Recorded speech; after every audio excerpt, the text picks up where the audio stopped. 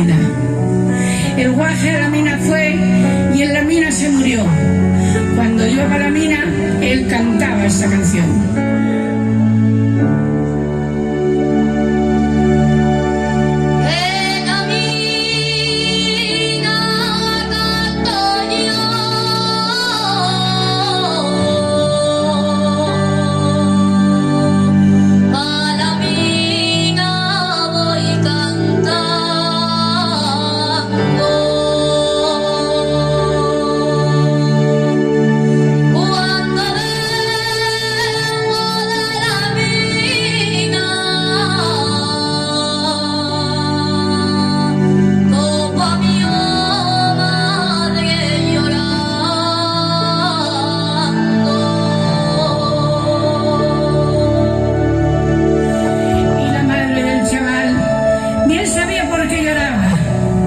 Lloraba porque aquel fiu que en la mina trabajaba, a la mañana temprano él su lámpara empuñaba, pero a galería lantre ella sabía que cantaba.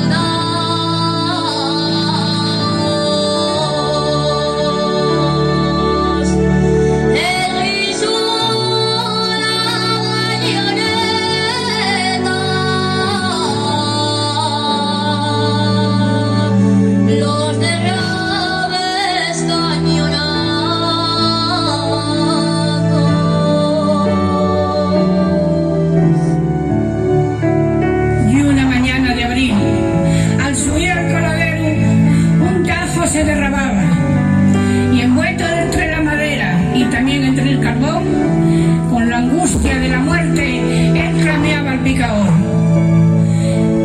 Y un picador valiente de coraje y energía hizo todo lo que pudo por salvar al chaval la vida. Y ya con voz de agonía decía ahí al picador: dile a mi madre querida que ya muero sin cumplir la deuda que me ofrecía.